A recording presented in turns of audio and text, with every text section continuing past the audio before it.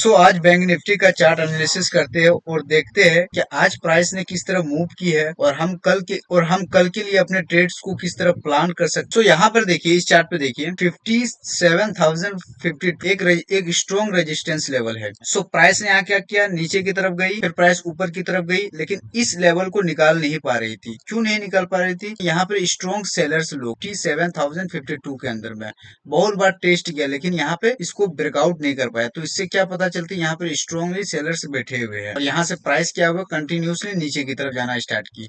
तो हम यहाँ पे एक स्ट्रॉन्ग, यहाँ पे इसको हम रेजिस्टेंस लेवल कंसिडर कर सकते हैं। उसी तरह प्राइस ने यहाँ पर भी मतलब ट्राई किया इसको ब्रेकआउट करने की, फिर प्राइस नीचे की तरफ चली गई, फिर प्राइस ट्राई किया ऊपर की तरफ जाने की, इसको ब्रेकआउट करने की, नहीं कर पाया, एक बार फेल हो गया, फिर प्राइस नीचे की तरफ आई, 5-6 बार यहाँ पर भी ट्राई किया, लेकिन इसको ब्रेकआउट नहीं कर पाया। तो इसका मतलब क्या है, ये स्ट्रांगली इसको रेजिस्टेंस, जब तक प्राइस इसके नीचे है, इसको रेजिस्टेंस कंसीडर करेंगे, लेकिन हम बोलेंगे इसको सपोर्ट। रीजन क्यों, क्या रीजन है? क्योंकि प्राइस यहाँ से गैप अप ओपनिंग हुई है, यहीं पे इसी लेवल के आसपास आई, यहाँ से नीचे नहीं गई प्राइस, फिर से यहाँ से ऊपर चली गई, फिर प्राइस इस लेवल के आसपास आई, प्राइस ने इसको ब्रेकआउट नहीं कर पाया, फिर ऊपर की तरफ चली गई। तो इससे क्या पता चल रहा है, इससे ये पता चल रहा है यहाँ पर स्ट्रॉन्ग बायर्स है जो कि प्राइस को नीचे की तरफ आने नहीं दे रही है। तो यहाँ पर 57,052 पे स्ट्रॉन्ग सेलर्स बैठे हुए, 54,352 में स्ट्रॉन्ग बायर्स बैठे हुए। अब समझो यहाँ पर ट्रेड का लॉजिक, प्राइस यहाँ से ऊपर की तरफ गई, यहाँ पर कौन आए, प्राइस अगर ऊपर की तरफ जा रही है जनरली तौर पे, तो यहाँ पर कौन है, यहाँ पर बायर्स आए, फिर यहाँ पर सेलर्स आ गए, फिर प्राइस को नीचे की तरफ ले गए, सेलर्स आ गए, फिर प्राइस ने यहाँ पर एक बार और बायर ने ट्राई किया कि प्राइस ऊपर ले जाने के लिए, यहाँ पर बायर्स फिर आ गए, फिर यहाँ पर सेलर्स आ गए। सेलर्स मतलब कि प्राइस गैप अप डाउन यहाँ पे ओपनिंग हुई ना, इस लेवल को तो ब्रेकआउट नहीं कर पाया, इस लेवल को तो ब्रेकआउट नहीं कर पाया। यहाँ से यहाँ तक कौन प्राइस को लाया, एक सेलर से लाया, गैप अप डाउन ओपनिंग हुई प्राइस, और यहाँ से फिर बहुत ज्यादा स्ट्रॉन्गली ट्राई करने लगे और प्राइस यहाँ तक लेकर गए। फिर अगले दिन क्या किया, मार्केट गैप अप ओपनिंग हुई, प्राइस यहाँ से क्या किया, नीचे आना स्टार्ट हो, फिर प्राइस ने ऊपर की तरफ ओपन हुई, फिर नीचे आना स्टार्ट हो। कहने का मतलब कि यहाँ पर दो लोग, यहाँ पे समझो, एक चीज समझो कि इस एरिया के आसपास, इसी जोन के अंदर में 57,000 और 54,000 के जोन के अंदर में यहाँ पर बायर्स और सेलर दोनों ताकत लगा रहे हैं। बायर चाह रहे प्राइस को ऊपर ले जाने के लिए और यहाँ से सेलर चाह रहे प्राइस नीचे ले जाने के लिए। तो एग्जैक्टली यहाँ पर डिसीजन नहीं ले पा रहा है मार्केट कि क्या करना है, क्योंकि आप अभी ट्रेड करेंगे तो सिंपल बात है कि कोई खास यहाँ पर कोई मोमेंटम भी खास नहीं। यहाँ पर देखिए कोई इस तरह कैंडल भी फास्ट, हमें क्या चाहिए, हमें बैंक निफ्टी है, ये गोल्ड गोल्ड बिटकॉइन नहीं, जो कि अगर थोड़ी सी प्राइस अगर धीमी चलेगी तो हमारा प्रॉफिट हो जाएगा। ये है बैंक निफ्टी, ये थीटा ठीक है आपको मार दे। तो हमें फास्ट मोमेंटम चाहिए।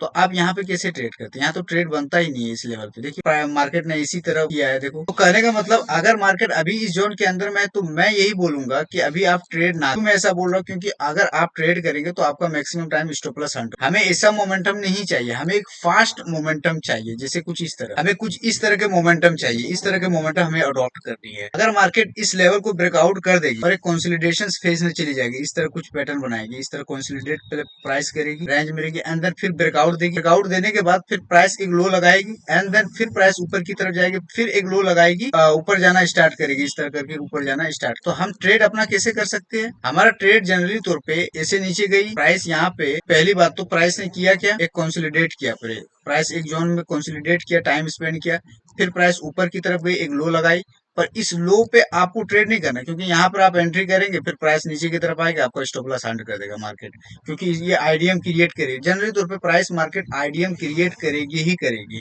राइट।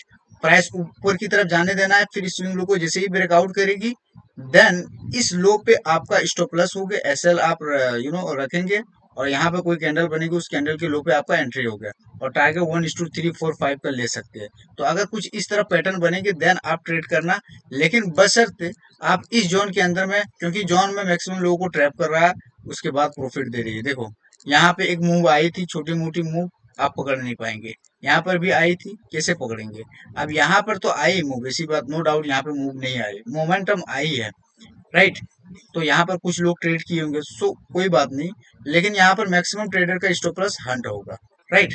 सो एग्जैक्टली मैंने आपको बता दिया कि आप साइड की तरफ अगर ब्रेकआउट सेम गोज, जैसे कि यहाँ पे आप साइड की तरफ दिया है, सेम गोज अगर इस तरह कंडीशन अगर डाउन साइड की तरफ बनाती है, देन उसी तरह आप ट्रेड करना है कि प्राइस पहले एक रेंज में टाइम स्पेंड, इस तरह रेंज में टाइम स्पेंड करेगी, इस रेंज को ब्रेकआउट करेगी, एक स्विंग हाई लगाएगी, प्राइस को नीचे आने देना है, फिर एक स्विंग हाई लगाएगी, इस स्विंग हाई को जैसे ही ब्रेकआउट करेगी, फिर एक स्विंग यहाँ पे हाई लगाने के बाद देन यहाँ पर जैसे ही इस तरह के कंडीशंस क्रिएट करेंगे, देन यहाँ पर आप अपना एंट्री करेंगे और इस कैंडल के हाई पे मतलब आप अपना स्टॉप लॉस रख सकते हैं, या फिर इस स्विंग हाई पे अपना स्टॉप लॉस रख सकते हैं, और 1:2 3 4 का इस तरह आप टारगेट लेके चल सकते हैं। राइट। सो देखते हैं कल का मार्केट अब कैसा होगा। सो अगर वीडियो आपको अच्छा लग रहा हो तो लाइक सब्सक्राइब कीजिए।